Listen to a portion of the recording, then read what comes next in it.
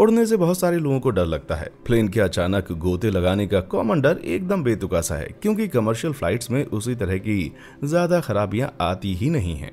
लेकिन अगर खिड़की से बाहर झांकने पर अगर कुछ ऐसा सीन दिख जाए तो आप क्या सोचेंगे?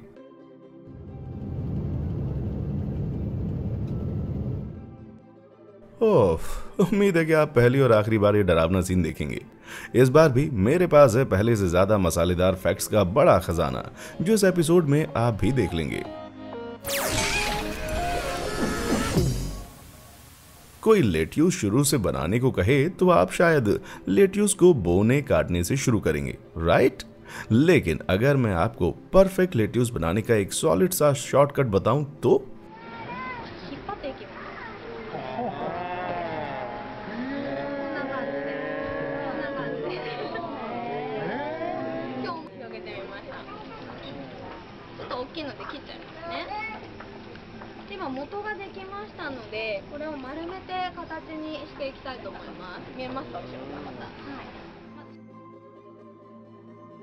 जरा देखिए, इस अजीब सी और लहराती हुई शीट में एकदम लेट्यूस का ही फील और लुक है।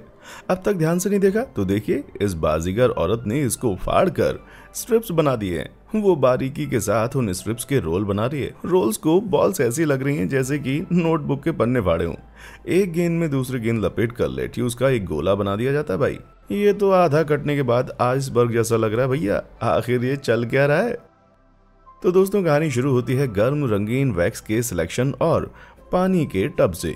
फिर सफेद और ग्रीन वैक्स का एक सधा हुआ कॉम्बिनेशन टब में डाल देते हैं। जब वैक्स पानी के टच में आता है तो सॉलिड बनना शुरू हो जाता है और दोनों एक दूसरे में घुलकर मिलकर रियलिस्टिक रंगों का पैटर्न बना डालते हैं। पर सबसे बड़ा सवाल यह है कि आखिर इस वैक्स के नकली लेट्यूस बनाने की जरूरत क्यों पड़ी? जापान में शूट हुए ये वीडियोस वायरल हो रहे थे। इसके साथ ही साजिशों से जुड़ी बहुत सारी अफवाहें उड़ने लगी कि कुछ जापानी रेस्टोरेंट नकली लेट्यूस का यूज करके इनको दूसरी जगह एक्सपोर्ट भी कर रहे हैं। ये सब कोरी बकवास थी। सही बात यह है कि जापानी रेस्टोरेंट में डमी फूड के डिस्प्ले का ट्रेडिशन है, ताकि ग्राहक उसमें देखकर खाना ऑर्डर कर सके। यूं भी असली खाने को डिस्प्ले में रखना टाइम और रिसोर्सेज की बर्बादी है, जबकि ये नकली मगर एक परफेक्ट लुकिंग डिश है जो कि कभी खराब नहीं होती। जब बात ये मोम का लेट्यूस एक सच्चा झूठ हो सकता है, लेकिन वाव फैक्ट पर दिखने वाला बेहतरीन कंटेंट 16 आने सच है। साथ में बने रहने के लिए आपको सिर्फ लाइक और सब्सक्राइब के बटन्स को हिट करना है, साथ ही उस छोटे से बेल आइकन को भी खड़खड़ाना है। हो गया? चलिए अब कहानी शुरू करते हैं। ये क्या, आने वाले तूफान की पहली गड़गड़ाहट सुनाई दे रही है? आप बारिश और मिट्टी की सौंधी खुशबू लेने के लिए घर के सामने पोर्च में कदम रखते हैं कि तभी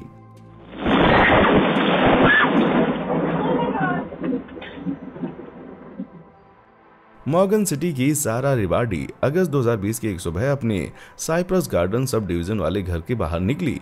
तभी अचानक आसमान से भयंकर बिजली गिरी और उनके पड़ोस वाले पेड़ को पूरी तरह से जला डाला। सारा बेखबर थी। हवा में उड़ते लकड़ी के टुकड़ों से बचने के लिए उन्हें झुकना पड़ा। जिस तरह से बिल्ली थंडरबोल्ट की तरफ फौरन भागी, उसे देखकर आपका दिमाग भी चकराया हो तो बता दीजिएगा, कहीं वो मौके पर मौजूद कोई अंडरकवर एजेंट तो नहीं थी। हालांकि पेड़ तो पूरी तरह से तबाह हो गया था और रिबार्डी के पड़ोसी के घर में भी कुछ ना कुछ तो नुकसान हुआ ही था। एक्सीडेंट के बाद किसी को भी चोट लगने की खबर नहीं आई। किस्मत का खेल है भाई। जंगल या सुनसान जगह की तफरी से दिलो दिमाग को काफी सुकून मिलता है, लेकिन आपने कभी रुककर सर के ऊपर की कैनोपी को देखा हो तो नोटिस करेंगे कि पेड़ों के ऊपरी सिरे एक दूसरे को टच नहीं कर रहे हैं। ये सीन पहले भी देखा हो तो आपको मालूम होना चाहिए कि ये एक कोइंसिडेंस नहीं है। इस अनोखे फिनोमिना को क्राउन शाइनिस कहा जाता है। इसको कोस्टा रिका के मैनग्रोव से मलेशिया के ऊंचे कैम्फर ट्री सहित पूरी दुनिया में देखा गया है। पेड़ों के ऊपरी सिरे एक दूसरे से दूरी बनाकर रखते हैं और नालियों जैसे गैप्स वाली कैनोपी बनाते हैं। यही वजह है इस नाम की। ऊपर से देखने पर क्राउन शाइनिस लगभग एक जाइंट ब्रोकली जैसा नजर आता है।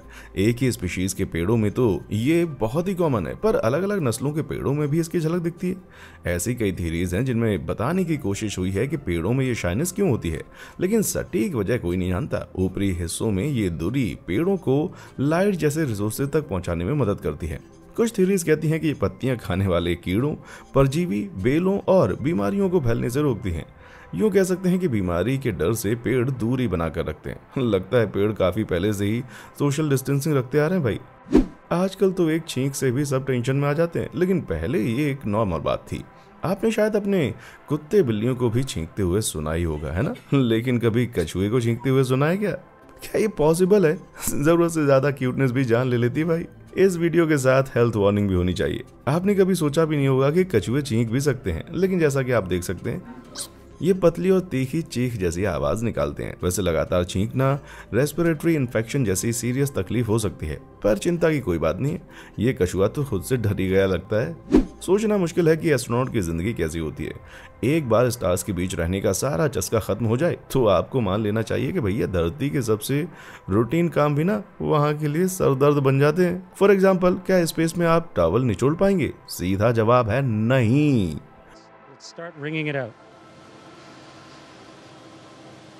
It's really wet.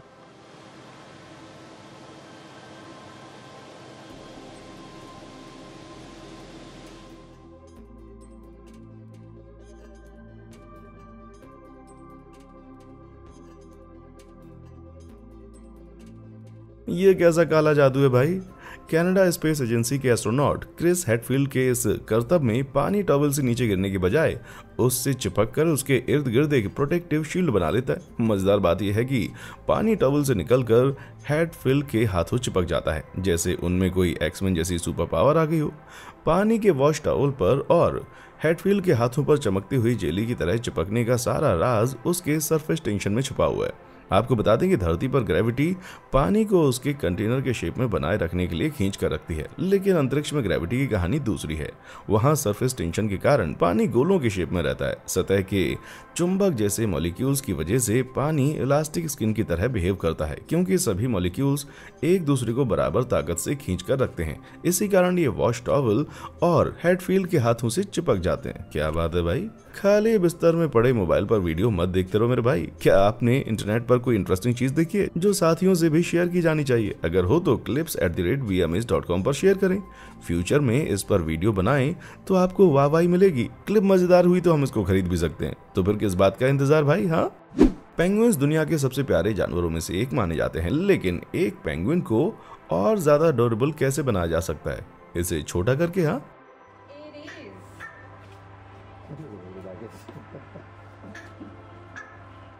इन दुर्लभ बर्ड्स को फेरी पेंगुइन्स कहा जाता है और ये उड़ नहीं सकते। नाम सुनकर ही झटका लग गया ना? ठीक है, एक सेकंड ले लो मेरे भाई। ये बहुत ही छोटे होते हैं। इस नस्ल के फुल ग्रोन एडल्ट सिर्फ 13 इंच लंबे और 2 से 3 पाउंड वजनी होते हैं। इनको ये नाम इनकी कद काठी की वजह से मिला है। कोस्टल सदर्न ऑस्ट्रेलिया और न्यूजीलैंड की नेटिव 18 पेंगुइन स्पीशीज में से ये सबसे छोटे होते हैं। आप जिनको देख रहे हैं वो हैं फेरी पेंगुइन्स।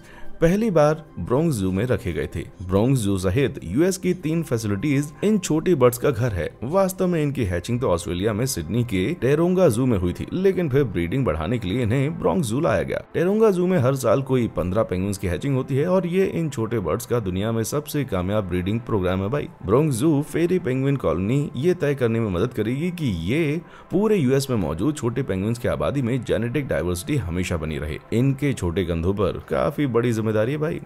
वैसे दुनिया में बादल कोई एक्साइटिंग चीज तो है नहीं, लेकिन इन्हें देखकर हमेशा सुकून जरूर मिलता है। इस भयानक बादल को छोड़कर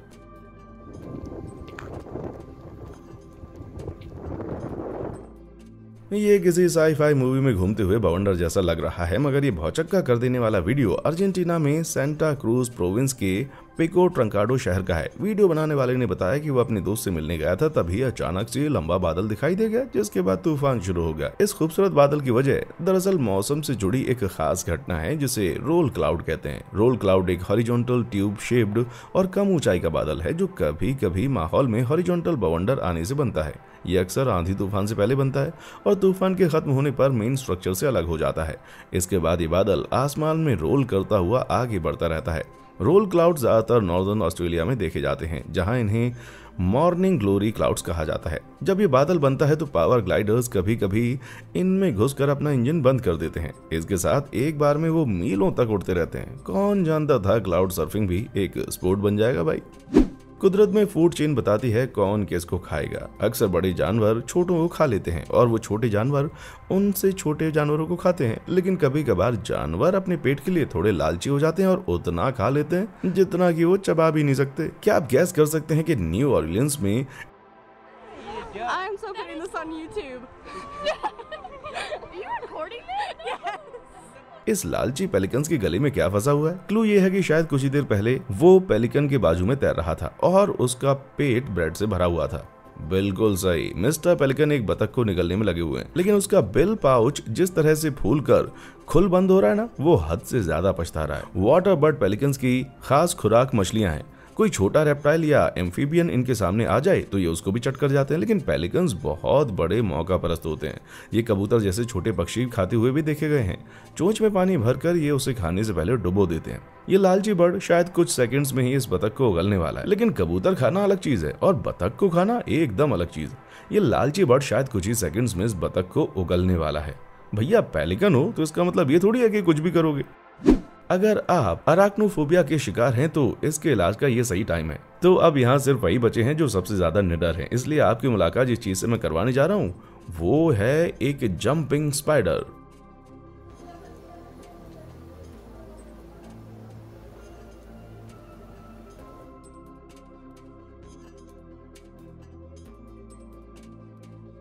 हे भगवान, वीडियो बनाने वाला जरूर प्योर लोहे के बॉल्स लिए घूम रहा है। ये 8 पैरों वाला दानव, इसको देख के तो डर लग रहा है भाई। लेकिन सभी तरह के जंपिंग स्पाइडर्स इंसानों के लिए हार्मलेस होते हैं क्योंकि इनकी बाइट में जहर नहीं होता। आमतौर पर इन छोटे एराक्निड्स को कभी कभी फ्लाइंग स्पाइडर भी कहा जाता है क्योंकि ये गुस्सैल नहीं बल्कि बिल्ली की तरह क्यूरियस होते हैं। बस इनके 4 पैर और 6 आंखें ज्यादा होती हैं। बल्कि इनके क्यूरियस स्वभाव की वजह से जंपिंग स्पाइडर्स बहुत ही मजेदार पेट्स साबित होते हैं, जबकि बेहतरीन शिकारी होने की वजह से ये असरदार और कुदरती पेस्ट कंट्रोल का भी काम करते हैं। ध्यान में रखना जरूरी है कि जंपिंग स्पाइडर्स का ये नाम जंप करने की गजब की खूबी के चलते इनको मिला है और आपको ये याद दिलाने में इनको बिल्कुल भी डर नहीं लगेगा। भाई इस वीडियो से पहले चौंकाने वाले डर की वार्निंग दे दी जानी चाहिए। इस बात से कोई इनकार नहीं कर सकता है कि बिल्लियां दुनिया की सबसे कूल पेट्स होती हैं, लेकिन भाई बिल्ली पालने के भी कुछ नुकसान होते हैं, जैसे कि ये बेकार और बिखरा हुआ फर, और जब ये सब हद से ज्यादा हो जाता है ना तो आपको ब्रश चलाना पड़ता है।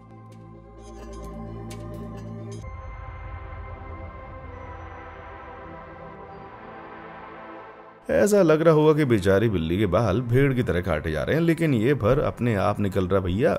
बिल्लियों के हर रोज बाल गिरते हैं, रूटीन बेस पे लाखों बाल गिरकर फिर से उगते रहते हैं, लेकिन जरूरत के वक्त उन पर ब्रश फेर कर हम उनकी थोड़ी मदद तो कर ही सकते हैं।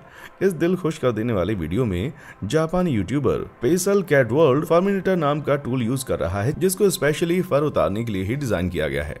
बिल्ली के सर से उतारते हुए उसकी पूंछ तक ले जाते हुए बालों का मोटा गुच्छा बन जाता है भाई, जिसे हटा दिया जाता है। अब आप अपने पेट को भूल मत जाना।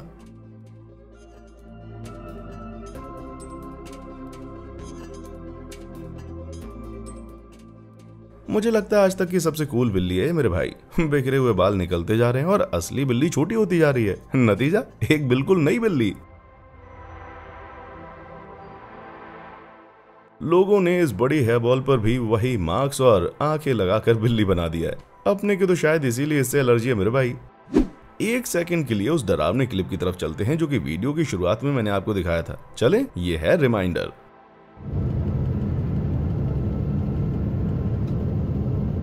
अरे हाँ, एक जलता हुआ प्लेन इंजन, सब याद आ गया दोस्त। 18 फरवरी 2021 की दोपहर डेनवर इंटरनेशनल एयरपोर्ट से एक फ्लाइट होनोलुलु के लिए उड़ी। टेक ऑफ के ठीक बाद यूनाइटेड एयरलाइंस की फ्लाइट 328 के इंजन में गड़बड़ी आ गई। एक पैसेंजर चैट शुनिल खराब इंजन वाली साइड पर बैठे थे। उन्होंने जलते हुए इंजन और आग से हुए भारी नुकसान का वीडियो बना लिया। डरावना सीन है भाई, लेकिन इस बोइंग 777-200 जैसे कमर्शियल एयरक्राफ्ट की खासियत यह है कि ऐसे किसी मौके पर ये सिर्फ एक इंजन के सहारे भी उड़ सकते हैं। दूसरी तरफ इंजन में विस्फोट घातक हो सकते हैं क्योंकि इससे जहाज के विंग्स और उसके ढांचे को नुकसान हो सकता है। खुशकिस्मती से फ्लाइट 328 अपने 231 पैसेंजर्स और 10 क्रू मेंबर्स के साथ सेफली एयरपोर्ट लौट आई। कुछ भी कहो, वीडियो ने जान निकाल दी। मैं इस फ्लाइट पर होता ना तो यही लगता कि फाइनल डेस्टिनेशन मूवी की शूटिंग देख रहा हूँ। अब टाइम है थोड़ी सी मस्ती मजाक का। बगीचों में भी थोड़ी वाइल्ड लाइफ देखी जाती भाई। आपके बैकयार्ड में गिलहरी, मैकपाई या लोमड़ी उधम करते हुए नजर आ सकते हैं, लेकिन टेनेसी की धुंध भरे पहाड़ों में रहने वालों को अच्छी खासी लोकल वाइल्ड लाइफ देखने को मिलती है।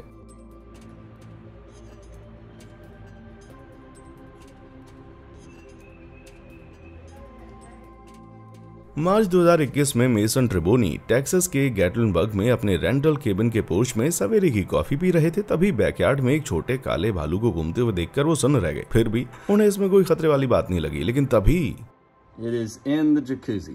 Okay. I'm glad I wasn't in the jacuzzi. It's in the jacuzzi. उस कप को गर्माहट के लिए हॉट टब एक परफेक्ट जगह दिखाई दी। ज्यादा नजदीकी से देखने के लिए ट्रेबोनी ने हिम्मत बटोरी और धीरे से पोर्च का गेट खोला। लेकिन भालू ने उनकी प्रेजेंस को अनदेखा करके पानी में अपनी मस्ती जारी रखी। Warm water. Some steam's coming up. It's just having a blast. Now it's trying to eat the filter. ट्रेबोनी को एक सर्टिफाइड डिज्नी प्रिंसेस बनने के लिए बस इतना करना है कि वो अपनी खिड़की फटाफट खोल दे और सीटी से एक ट्यून बजाए। चिड़ियां उसके डेक पर इकट्ठा होना शुरू हो जाएंगी भाई। लेकिन भाई मैं सीरियसली उस हॉट टब में कभी भी पाँव नहीं रखूंगा। उसे पता है कि वो अभी कहां पर है। हम में से कितने लोगों ने पहले अमंग अस खेला है। इसमें कोई शक नहीं है कि ये ऑनलाइन मल्टीप्लेयर गेम लोगों को कितना आदी बना सकता है। अब तो नींद में भी मुझे इसकी आवाजें आने लगी हैं भैया। लोग कहते हैं कि हद से ज्यादा स्क्रीन टाइम दिमाग खराब कर सकता है, लेकिन अगर आप उसे नहीं छोड़ पा रहे तो अमंग अस का ये एकदम नया और सीधा सा सॉल्यूशन देखिए। अमंग अस के दीवाने इस छोटी और काम की चीज को पहचान लेंगे जो कि एक इमरजेंसी बटन है। खिलाड़ियों की मीटिंग बुलाने के लिए इसे दबाया जाता है।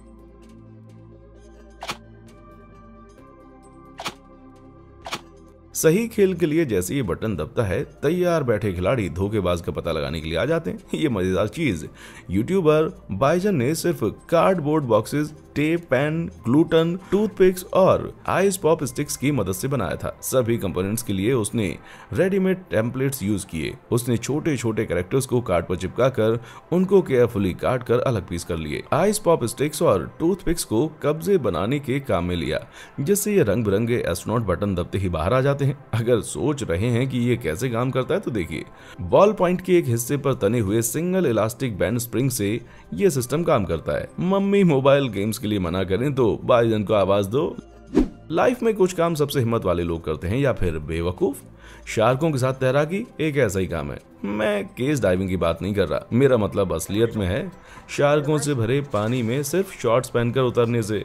मई 2020 में कैलिफोर्निया के मार्क्सविल फ्लेमिंग और उनके दोस्त राइडर चैनल आइलैंड्स के पास स्पीयर फिशिंग कर रहे थे। तभी उन्होंने पानी में छुपा हुआ एक फिन देखा।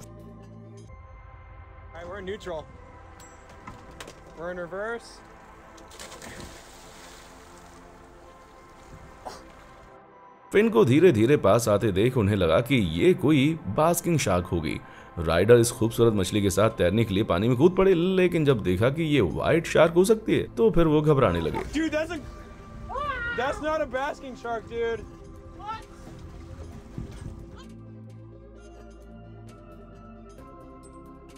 किस्मत से राइडर सही सलामत वापस बोट पर आ गए। लेकिन इस बेवजह की अफरा तफरी के बाद जब इन दोनों ने मछली को नजदीक से देखा तो कंफर्म हुआ कि ये वाकई में एक बास्किंग शार्क ही थी। इस बार तो दोनों बच गए थे, लेकिन शर्त लगा लो, अगली बार कोई चांस नहीं।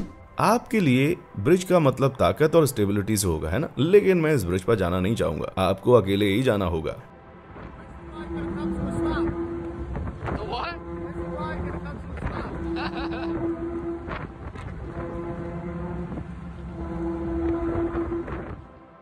वीडियो में ये झूलता हुआ स्ट्रक्चर न्यूयॉर्क के ब्रुकलिन और स्टेटेन आइलैंड को जोड़ने वाला वेराजानो नैरोज ब्रिज है। वैसे ये ब्रिज 1964 से मजबूती से काम कर रहा है, क्योंकि इस पर दिन रात ट्रैफिक चलता रहता है। लेकिन एक आंधी की वजह से मेट्रोपॉलिटन ट्रांसपोर्टेशन अथॉरिटी ने इस ब्रिज को नवंबर 2020 में पूरे 45 मिनट के लिए बंद कर दिया था।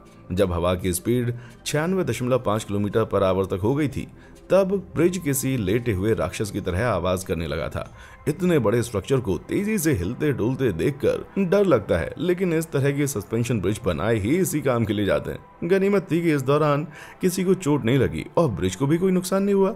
ये इंजीनियरिंग का एक बेहतरीन नमूना है। इस तबाही जैसे लगने वाले वीडियो में सिर्फ कैमरा की तरफ दौड़ते ज़ॉम्बीज़ की ही कमी थी भाई।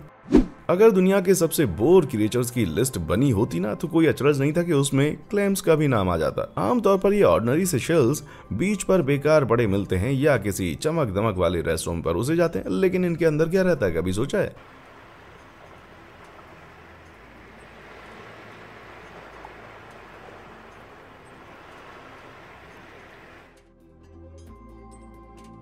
कुछ क्लैम्स मैंने खा लिए शायद। ये जो लंबी चमकीली नारंगी जुबान दिख रही ना, असल में ये क्लैम्स के पैर हैं जिन्हें वो चलने के लिए यूज करते हैं। ये मस्कुलर ऑर्गन क्लैम्स को आगे पीछे और आजू बाजू धकेलने का काम करता है। ये रेत में गड्ढा खोदकर उन्हें सुरक्षित जगह बनाने में भी हेल्प करता है। क्लैम्स की कुछ स्पीशीज इस पैर को कई इंच तक बड़ा कर सकती हैं, लेकिन क्लैम्स के अंदर सिर्फ यही खूबी नहीं होती। इनके पास साइफन नाम की एक ऐसी चीज होती है जो कि 2 स्रोत जोड़कर बनती है, जिनको क्लैम्स अपने शेल्स के बाहर चिपकाते हैं। एक फूड पार्टिकल्स और ऑक्सीजन वाला पानी अंदर खींचती है, दूसरी वेस्ट बाहर फेंकती है। आपको नहीं लगता अगर इंसानों के अंदर भी इनबिल्ट स्ट्रॉ होती तो लाइफ ज्यादा इजी हो जाती? अगर आप जानवरों पर दया दिखाते हैं तो इस एहसान का बदला जरूर वो चुकाएंगे। जरा इस छोटी सी बच्ची से पूछिए, 2016 में घोड़ा चलाते हुए सैडल से गिर गई थी।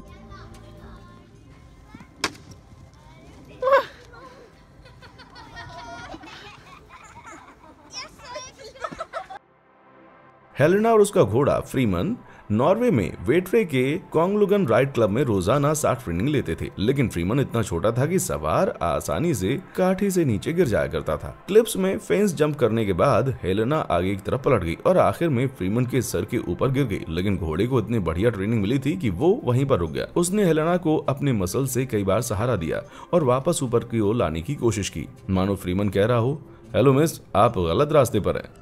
क्या आपने कभी सोचा है कि देखने की ताकत जैसी एकदम बेसिक चीज के बिना रोजमर्रा की लाइफ कैसे जिएंगे? दुनिया भरी बड़ी है ऐसे लोगों से, बल्कि अंधे लोगों को उनके सबसे बेसिक काम निपटाने में मदद करने वाले ढेरों अनोखे और क्रिएटिव तरीके मौजूद हैं। आइए मिलवाते हैं ब्लाइंड यूट्यूबर कोरी जैक्सन से, जो आपको बताएंगे कि टेक्सटिंग कैसे होती है।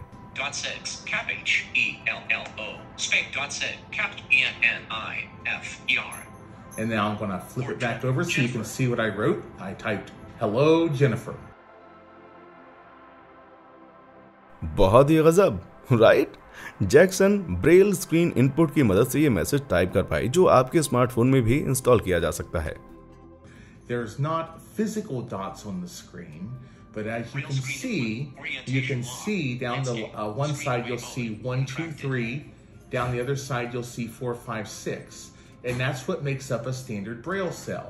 And different combinations of those dots or numbers make up various letters. ये ब्रेल सिस्टम है। 1821 में लुइस ब्रेल ने इसको इन्वेंट किया था, जिसमें थे उभरे हुए डॉट्स जो सेल्स में जमा किए हुए थे। एक सिंगल सेल 6 डॉट से बना था, जो कि फिंगर टिप्स के नीचे फिट होता है, जिसमें 3 डॉट्स के 2 कॉलम होते हैं। जैक्सन समझा रहे हैं कि ये सेंसिबल स्मार्टफोन इनपुट स्क्रीन पर 6 डॉट्स का ब्रेल सील बनाएगा, जिसमें 1, 2 और 3 नंबर्स स्क्रीन के एक तरफ और 4, 5, 6 नंबर्स दूसरी तरफ होते हैं। अल्फाबेट्स के पहले 10 लेटर्स सबसे ऊपर के 4 डॉट्स 1, 2, 4 और 5 से बनते हैं। 3 का डॉट ऐड करने से अगले 10 लेटर बनते हैं और उसके ऊपर 6 का डॉट बनाने से आखिर के 6 लेटर्स बन जाते हैं। जो भी 6 डॉट ब्रेल सेल का जानकार होगा वो जानता है कि हर डॉट को कहां ढूंढना है और अलग अलग कॉम्बिनेशन की मदद से अल्फाबेट्स के लेटर्स कैसे बनाने हैं। दिमाग के फ्यूज उड़ गए ना भाई? तो इनमें से किस चीज को देखकर आपकी आंखें फटी की फटी रह गई? इन सब मजेदार और हैरान कर देने वाली चीजों से मन नहीं भरा हो तो आगे बढ़कर इस सीरीज के बाकी वीडियोस भी देख डालो भाई। और हाँ, देखने के लिए शुक्रिया।